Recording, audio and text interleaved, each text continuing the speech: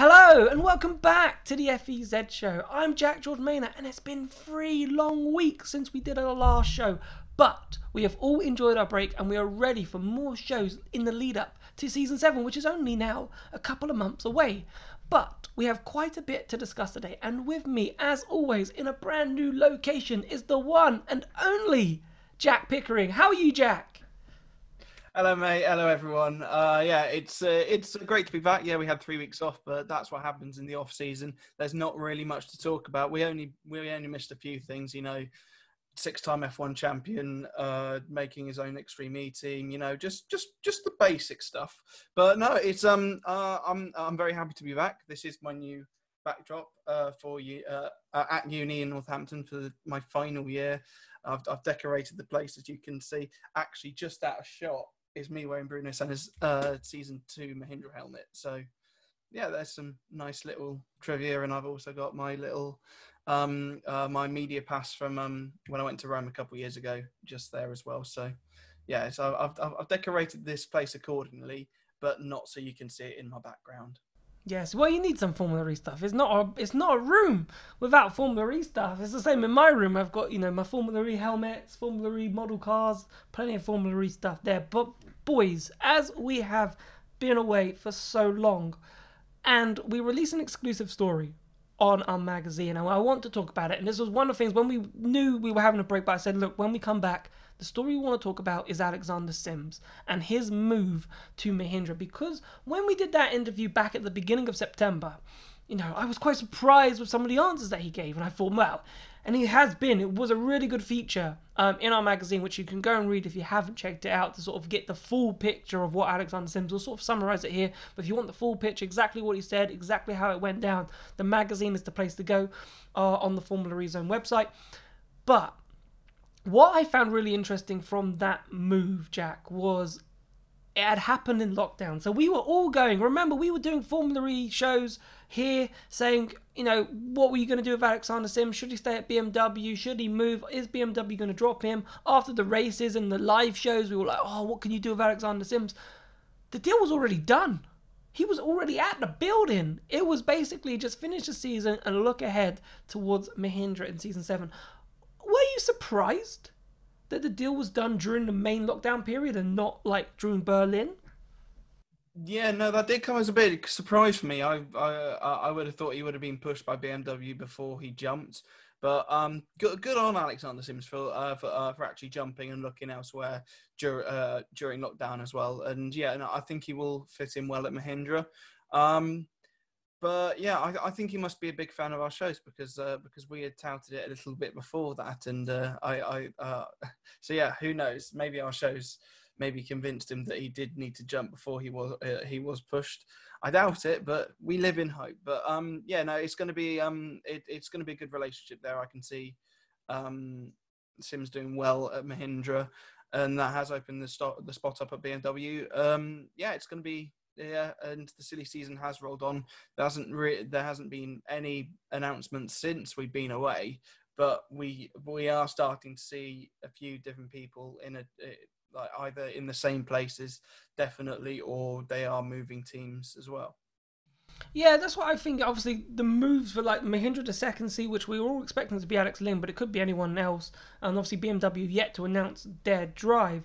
But it was really interesting is that he was in discussions with BMW, and I thought it was also interesting to say he has been in discussions with other teams prior, right? Whether it was Mahindra or maybe some other teams plus BMW. But he's had a chat with BMW.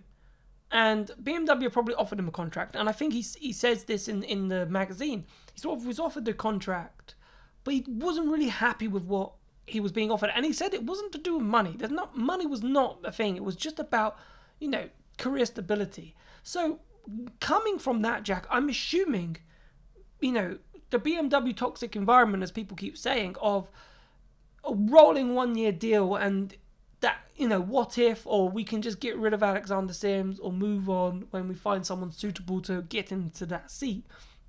Seemed like that was what BMW were going to play, and Alexander Sims was like, I don't want that. I want an actual team where I can stay, build a project, which he believes in Mahindra is a project with the technical partnerships that they've got now with ZF and stuff like that coming in, going into season 7 and beyond, that there's a team and a future that he can build rather than just racing every season just to save his seat. Yeah, no, it does make sense for Alexander Sims. Yeah, if he wasn't happy with the BMW contract, he wasn't happy with the BMW contract, and I think he's found a very good seat in Mahindra. But yeah, that's that BMW seat. I mean, we've even seen Antonio Felix da Costa, our new champion. It turned out to be a fantastic move, but he left the BMW camp that he was in for so many years. He went from Red Bull to BMW, and he was in Red Bull for his junior career. He went to BMW for DTM, and then into Formula E as well. And then he decided to leave that after however many years, and then switched to DS Chita, and it did work out for him in the end because he is our new champion. But yeah, it does seem to put a couple question marks on BMW. We've seen that they have the pace to do well every now and again, but we haven't really seen it consistently. Even when da Costa was in the car last season, he got the win in Diriyah, and then he got another. I believe he finished second in Mexico City, and apart from that, there wasn't really much that Antonio Felix da Costa did, and we saw it this season with Max Gunter. The only time he scored points was he was on the podium, or he wasn't even in the points. And then Alexander Sims started well, but then fell away very quickly towards the end of the season. And so yeah, still the BMW car is a massive option. I do think that many drivers should be going for that seat, but right now, I don't actually see anyone who I'd want to put in that second seat. I thought Alexander Sims was a good fit. Oliver Turvey, we are 99% sure now is staying at Neo 333 for this season. But apart from that, there's no real person that you could put in there. There's been Philippe Eng, there's been Lucas Sauer touted in and around, but apart from that, there hasn't really been much. No, I was thinking with Oliver Turvey, obviously, could still go. I know when you say 99% certain, but I still think there's a little inkling. But I think BMW are, lending towards the Lucas Ayer, the Philippe Eng sort of route and promoting within BMW. And Oliver Turvey, therefore, would stay with Neo, who would be his teammate for next season. Daniel Aptel marching well, still really undecided. We don't really know what the contract situation is there. But I want to pose this question to you, Jack. This is a question I want to pose to you. I don't think this, it's not just us. We're not saying that BMW has a toxic environment, but there are many other publications, and it seems from the outside that there is some form of something's not right. Why would Antonio Felix da Costa in the first place jump ship? Yes, Tech Cheetah are a really strong side, but effectively Antonio Felix da Costa, that was his team, right? So for him jumping into Jev's team, yes, conquering Jev's team, and winning the championship, but we all went and thought, that's risky, right? He's going into Jev's camp. It's like risky how we're saying Sam Bird's going into Mitch Evans' camp. He's left his team. But for da Costa to leave BMW so early into BMW's ethos, but I don't think it's BMW. I think I'm going to point the finger, and I'm trying not to bite my nose to spite my face, whatever the saying is.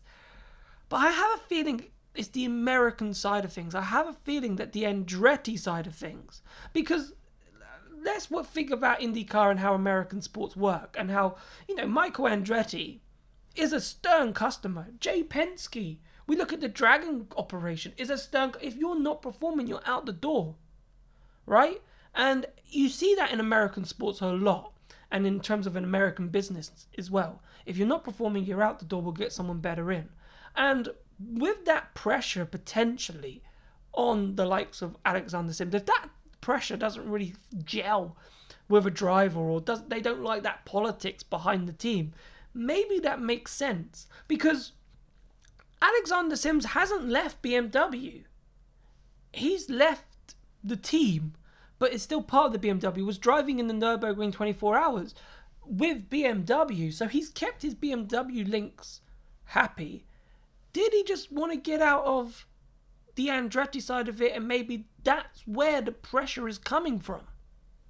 It could be a possibility. I'm not sure. I know that you've had a couple run-ins with Andretti as well over the years as well. But less the said of that, the better. But yeah, no, I do see what you mean by the Andretti team being quite stern, because in IndyCar recently, they've got rid of Zach Veach for the rest of this season to put James Hinchcliffe, the multiple race winner, into that 26 car, and he's going to run it till the end of the season. And Zach hadn't. I mean, like the last few seasons I've been watching IndyCar, Zach hasn't been there or thereabout. Whilst we see Alex Rossi doing well all the time. Yes, Marco Andretti hasn't been there or thereabout, but he is a race winner in IndyCar.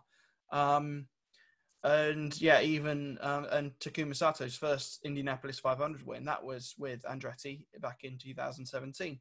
And so, yeah, I do see possibly, if you're not doing amazingly well, you could get the dump. And as you said, with Dragon, we've seen that before. Jose Maria Lopez, who had a pretty decent season with Dragon in season 4, but didn't have a great one in season 5, and Max Gunter absolutely trounced him that season, and he was out, and Lopez was out the door as well. And we saw it with Brendan this year. Brendan didn't come back, even though he scored Dragon's only 2 points of the season.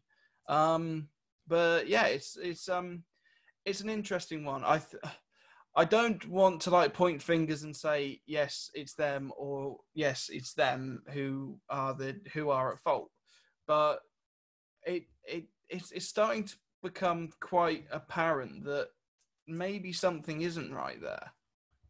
No, I agreed. And I don't want to point fingers either. I don't want to point fingers. But when you think your main driver in Antonio Felix da Costa has jumped ship, then your other factory driver also jumps ships, but keeps his ties with the factory team. And when you have, we call it BMW, but it's not BMW. It's BMW Andretti. So there is another stakeholder in that team.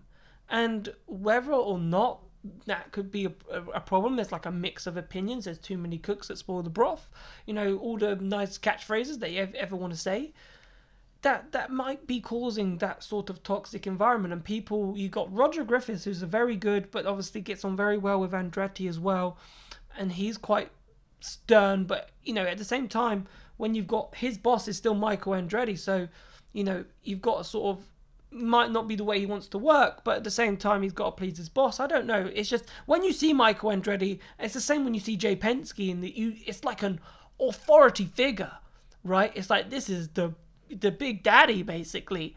But when you go and see Mark Preston, or when you go and see the owners of the Virgin, the Envision line in Virgin, or Jaguar, for example, it doesn't.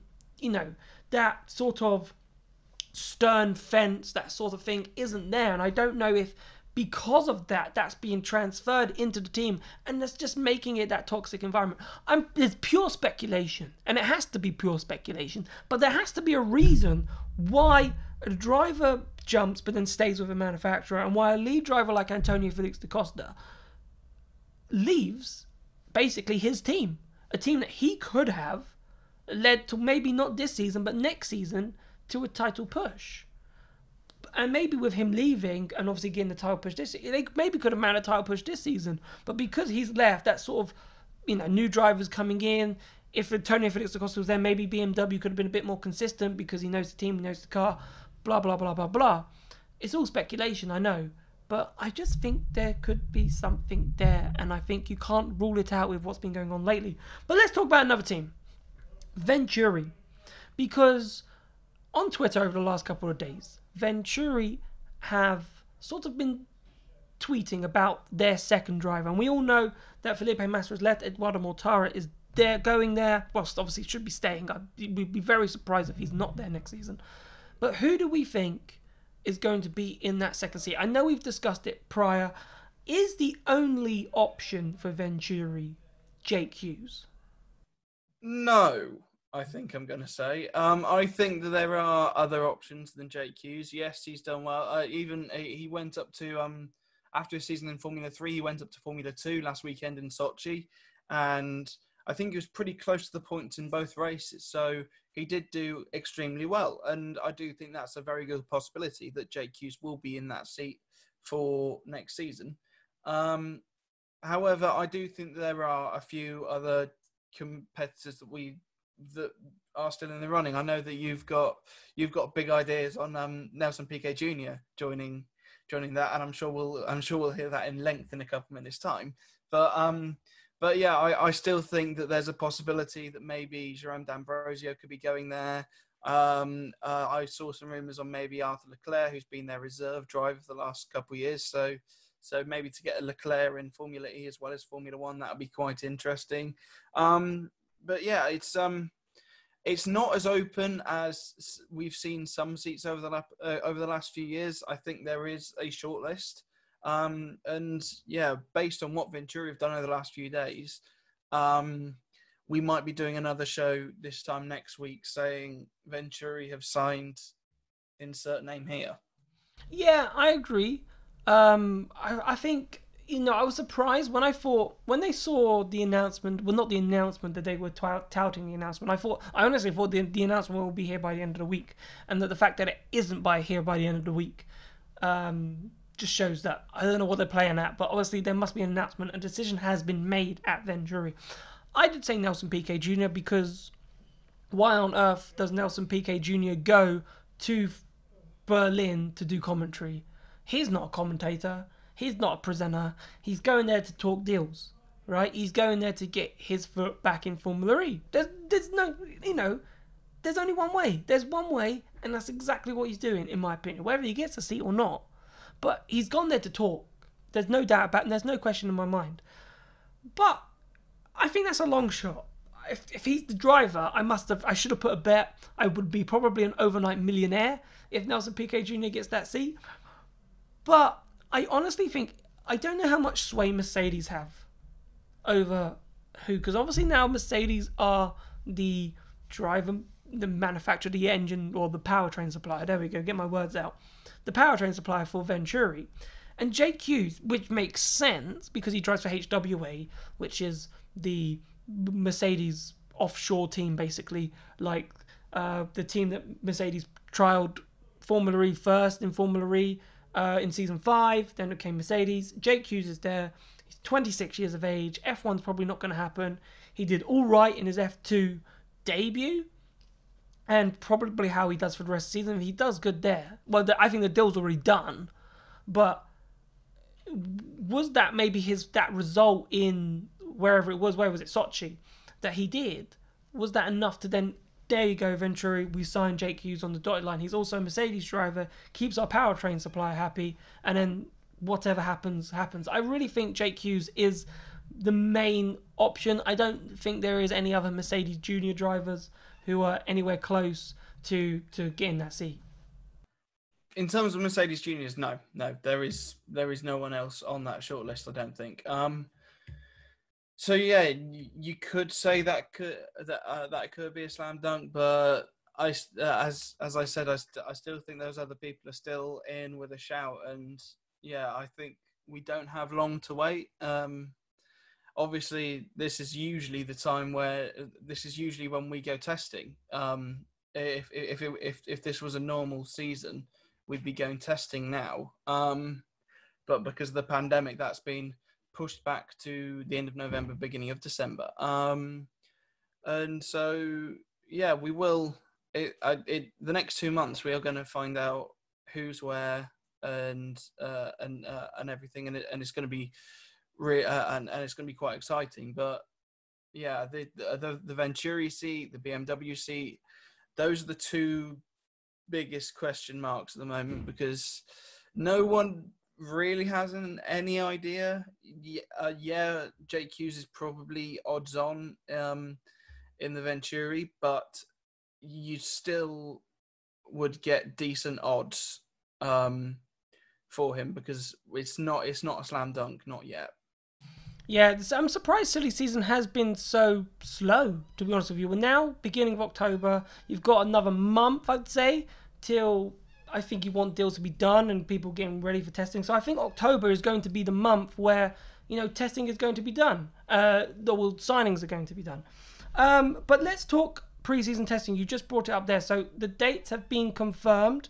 November 28th, which is a Saturday, running until Tuesday the 2nd of December, which was, I think, the exact dates that Formula E said on the open talent call that people, whoever have applied for that, and the lucky 4 people will be going. Whether it's one of us, we don't know. Fingers crossed, as Jack does it. I know you can't see him because I'm talking hopefully at the moment. But what do we think of testing? And obviously, I say it's just standard news, I suppose. But important that we have testing. Obviously not at Donington, which kind of makes sense, although it would have been really fun to see the cars drive in 5-degree temperature. Yeah, I think it would have been more like 2 degrees. I think even scheduled for when the F1 are in the Nürburgring this weekend. Apparently FP1 at the moment is scheduled to be about 3 degrees, so that's going to be enthralling if it's going to be that cold all weekend. But yeah, who knows? It does make sense to go to Valencia. We would have had 5 layers of thermals if we were in Donington. Valencia seems relatively exciting. Fingers crossed. Well, apparently there's going to be 3 days as there usually is. However, after the first 2 days, there's going to be a media day. So you never know. You might see anyone from our team producing stuff from Valencia that week. Yeah, those will be the 3 days before we head out to Santiago in January. I think it's gonna obviously testing's testing. It'll be interesting to see the new guys and see if anyone's doing any shootouts, which think would be mad if anyone's doing any driver shootouts between now and for January at that sort of time. But yeah, hopefully, I think we would love to be there, or at least have someone there, because not being there in Berlin meant you couldn't get tons of the content that we would have loved, which we could have shown you, and some behind the scenes stuff. So it'd be great to get in at testing and do some behind the scenes stuff. But last thing I want to talk about before we go, Jack, is Honda. Now, why are we talking about Honda? Well, there's a big reason why we're talking about Honda, because today they have pulled out of Formula 1. Now, why does that concern Formula E? Well, they're pulling out Formula 1 in 2021, which gives them potentially 2 years to get ready for Gen 3. Now, do I think Honda will have a team in Formula E? Probably not. We're going to stick with 12. If a new team's going to come, I reckon it could come sooner than 2022, 23, and there probably would be some others knocking around. What I think Honda's involvement could be is in the battery development, because obviously we've got Williams at the moment who are going to produce a new battery for going into Gen 3. But, Honda could do something alongside that, or maybe think about what their battery technology is, and then move in, maybe come in for Gen 3.5 or Gen 4. And I think Honda could do something like that. I can't see a team, unless you think, Jack, they might bring in a team. But I honestly think they would maybe go more battery powertrain development. Maybe Formula E might open up, like a Gen 2 Evo. They might open up a couple years down the line, a Gen 3 Evo, whatever, where we have another battery partner come in, and actually, there's some competition to make the batteries even better, make the cars faster, make the cars lighter, and really progress. Because if we're thinking this is not till 2025, you have to remember that in 15 years' time, the production of normal fossil fuel cars will be out the window, right? And in some countries, that would be even earlier, 2030. So, car manufacturers need to get a move on in terms of getting the range up, getting the battery size smaller for normal production road electric cars. Well, yeah, I think you've hit the nail on the head with they're not going to come in with a team. There's basically no space. The Formula E can only accommodate 12 teams, and those 12 teams are full, and so we can't actually give a spot up to Honda unless they join forces with a team already in Formula E, which I don't really see happening. Yeah, no, I don't see it. It won't happen. Honda said when they left in their announcement this morning that they were going to focus towards EVs. And so, yeah, it would make sense for them to come to Formula E. And so, yeah, and the only way that they can really do that is through the battery. So, yeah, I think that is a plausible. I think that is a plausible explanation for if they are going to enter Formula E. But yeah, it's an exciting time because McLaren have got the Gen 3 things, but maybe they've got Gen 3 batteries, but maybe Honda have got their eyes set on Gen 4 instead, which is still a while off. But yeah, I think Honda, they would be a great addition to Formula E.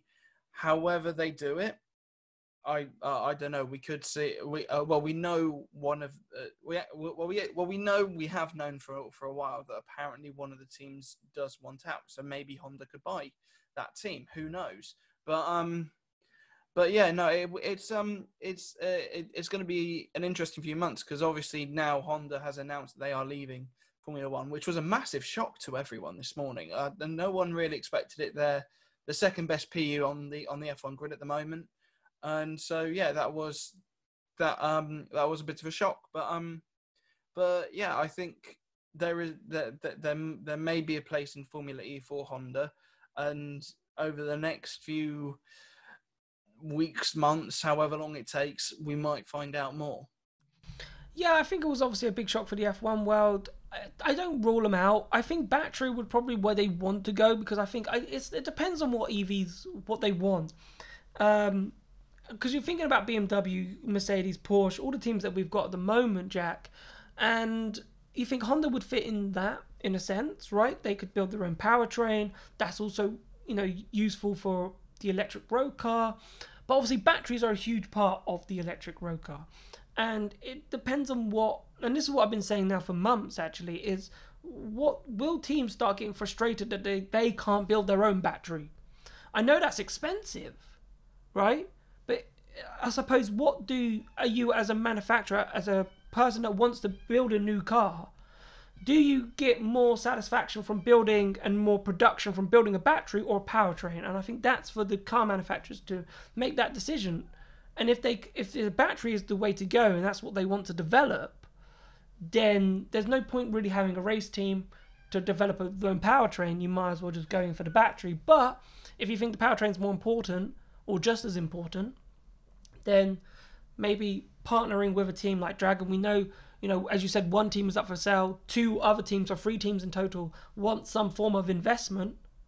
So we might have another, Honda Dragon, for example. That would sound cool maybe, or a Honda Neo, because Neo really is not part of it. Actually, Honda Neo may work. What I would like to say though is Dragon is effectively Penske. Penske run Chevrolets in IndyCar, so I don't think it would be Dragon just based on that. And that's why I've said for months, why haven't Chevrolet got on board with Dragon? Because that just seems to make the total sense. But anyway, Honda could partner with a team and sort of, all right, you can run the race team, we'll build the powertrain. At least then we're getting something that we can take if they can't get the batteries. If the battery's sewn up and they can't go that way for either Gen 3 or Gen 4, right, then maybe they can say, right, we might as well jump in with a team and build a powertrain and get some knowledge that they can transfer into their road cars. Because I think it's essential. And when you look at early Formula One and the road car and how, those manufacturers maybe took off or, started this whole trend of being the car to buy, I think that's what you need to be in terms of Formula E. You could become the car to buy if you get it right. But Jack, I think that's pretty much everything. I think we've done really well. Thank you so much for coming on. It's the first one in 3 weeks. It feels weird, but it's great to be back. Yep, happy to have been back. So hopefully we will probably do one. We're not unsure at the moment depending on how much news breaks, and what we've got lined up as well in the future. So hopefully we may go back to one a week, or maybe one every 2 weeks. So you'll sort of find out what's going on. And if you want to find out what's going on, the best place to be, Jack, is in our Discord channel, right? You come to our Discord channel, you'll find out everything. Right, you can chat Formula E with us, you can ask questions. You know, we're always on there, we're updating people of what we're doing with the magazine, potential interviews.